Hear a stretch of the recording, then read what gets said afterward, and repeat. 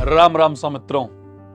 कभी शीतल जल जैसी शांत छवि तो कभी छवि सूर्य समान ताप की। आज हम बात करेंगे प्यारे बच्चों अपने वीर महाराणा प्रताप की। जी हां, आपने बिल्कुल ठीक सुना।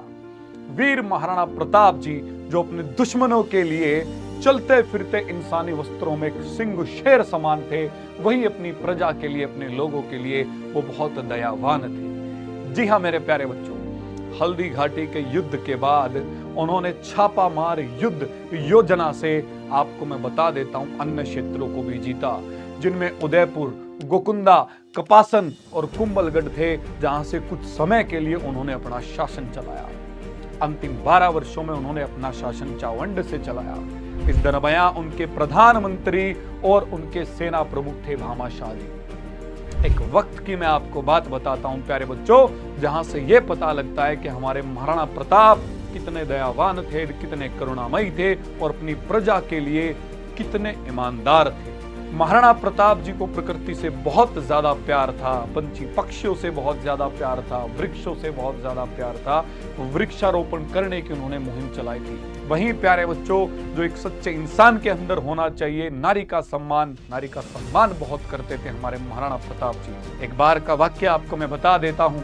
जब अब्दुल रहीम खान खाना ने मेवाड़ को चारों तरफ से घेर लिया था, जब मेवाड़ की सेना आगे बढ़ी और मुंह तोड़ जवाब दिया, तो वहां से बंदी बनाकर सेना के लोगों को जब लेकर के आए तो साथ में वहां से स्त्रियों को भी बंदी बना के लाया गया। महाराणा प्रताप जी ने सीधा आदेश दिया कि स्त्रियों को सम्मान पूर्वक उनके स्थान पर वापस छोड़ के आया जाए। इससे बड़ा उदाहरण क्या होगा कि वो अपनी प्रजा के लिए बहुत करुणामयी थे, साथ ही वो एक इतने उच्च तरीके के चरित्र थे कि बेशक महिलाएं दुश्मनों के यहां से हों, लेकिन उनका सम्मान जिस तरीके से किया जाता है नारी शक्ति स्वरूप में, मां स्वरूप में, उन्होंने वो कर दिखलाया। आपको मैं बता देना चाहता हूं मेरे प्यारे बच्चों, महाराणा प्रताप जी जितने बहादुर थे उतने ही बहादुर उनके बेटे अमर सिंह भी रहे। एक बार के युद्ध की आपको मैं बात बताता हूं, दिवेर का युद्ध आपको पता होगा।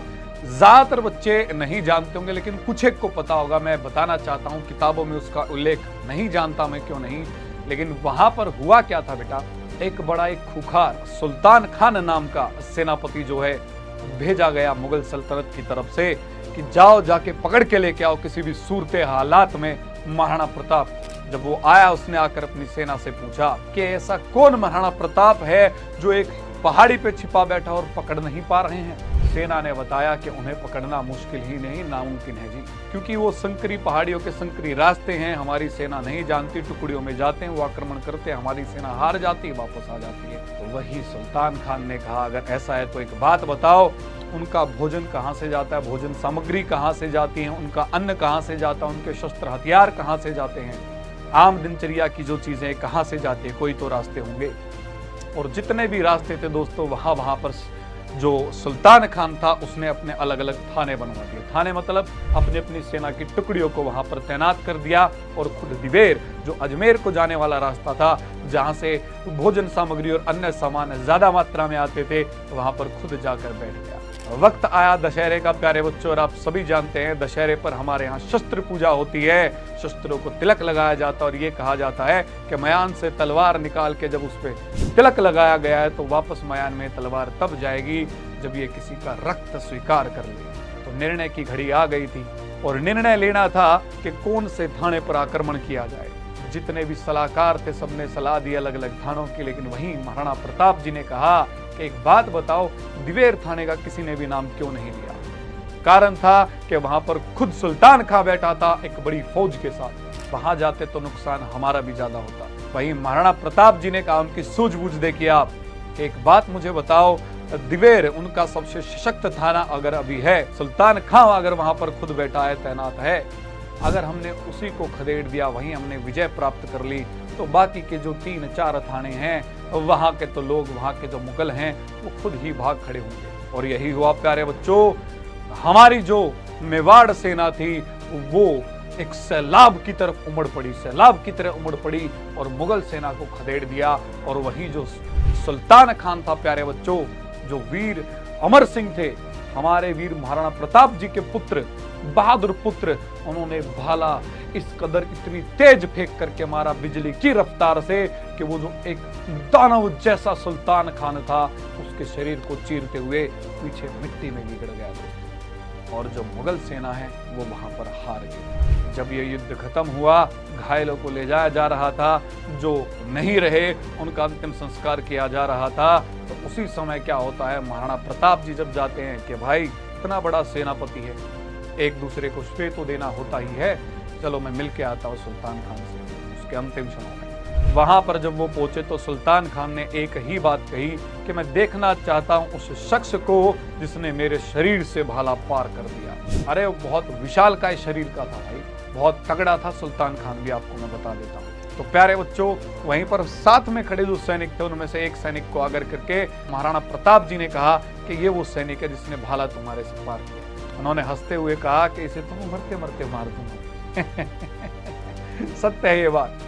उन्होंने कहा मैंने देखा था उस वीर को, उसकी आंखों में जलते उन शोलों को, उसकी आंखों में उस चिंगारी को, वो ये नहीं हो सकता, मैं मरने से पहले उसे देखना जरूर चाहता हूँ। तब महाराणा प्रताप जी ने कहा कि अमर सिंह को जाओ बुला के लेके आओ आए, और महाराणा प्रताप जी ने बताया कि मेरे ही पुत्र ही हैं। तब सुल्तान खान ने कहा वीर पिता की, एक बहादुर पिता की बहादुर औलाद हो तुम, और उसकी आंखें मरा नहीं, ये आपको मैं बता देता हूँ, तड़प तड़प के मर रहा था। क्यों? क्योंकि प्यारे बच्चों, जब कोई अस्त्र शस्त्र हमारे शरीर में लगता है, पार जाता है, ये बात बताई जाती है, आपको मैं बता देता हूँ। मान के चलो खुदा ना खास्ता आपके कहीं कहीं भिड़ंत होती है, आप किसी चीज का शिकार होते हैं, आपको कहीं चोट लगती है, अगर आपके शरीर के अंदर कुछ भी चीज लगी है, नुकीली चीज कुछ भी, तो उसे कभी भी निकालना नहीं चाहिए, उसे अस्पताल जाके डॉक्टरों से ही निकालना चाहिए। क्योंकि जब तक वो शरीर के अंदर है, रक्त बहुत कम बाहर निकलेगा, जिससे आपके जीने के चांसेस ज्यादा रहेंगे। लेकिन जैसे ही बाहर निकाला जाएगा, रक्त प्रवाह ज्यादा होगा, रक्त जो है ज्यादा बाहर निकलेगा, जिससे जल्दी मृत्यु होती है। इसलिए कहा जाता है कभी किसी नुकीली चीज अगर कोई धस जाए, चोट लग भी जाए, तो उसे खुद नहीं, स्वयं नहीं निकालना चाहिए। तो यही निर्णय लिया गया कि तड़प तड़प के मरेगा, इससे बढ़िया है कि इसका भाला निकाल दिया जाए। अब निकाले तो निकाले कौन इतने विशाल का शरीर से? तो महाराणा प्रताप जी ने कहा अमर सिंह को अब तुम ही निकालो इस भाले को। निकालने लगे, आसानी से निकला नहीं। तब उसके दोनों पैरों पर खड़े होके जो अमर सिंह जी थे, बहादुरी के साथ पूरा जोर लगा के जब उन्होंने वो भाला बाहर निकाला, और तब उस सुल्तान खान की मृत्यु हुई, जो अपने आप में बड़ा खूंखार सेनापति कहलाता था। और वहीं प्यारे बच्चों, जो बाकी के 3 थाने थे, उन 3 थानों में 36,000 जो फौज थी प्यारे बच्चों मुगलों की, उन्होंने सरेंडर कर दिया, उन्होंने आत्मसमर्पण कर दिया। ये थी हमारी वीर गाथाएं, जिनमें से एक छोटा सा लम्हा मैंने बताया है आपको महाराणा प्रताप जी का, उनके बहादुर पुत्र अमर सिंह जी का। आपको इतिहास में यह जरूर पढ़ने को मिला होगा कि मोहम्मद गजनवी जो है वो एक ऐसा शासक था जिसने भारत पे सबसे ज्यादा बार आक्रमण किए, 17 बार आक्रमण किए, आया लूटपाट करके ले गया। लेकिन प्यारे बच्चों, आपने ये नहीं सुना होगा, वही हमारे अमर सिंह भी थे, जो वीर बहादुर महाराणा प्रताप जी के पुत्र थे, जिन्होंने 17 बार मुगलों के साथ युद्ध किया, और 17 के 17 बार वो विजयी रहे।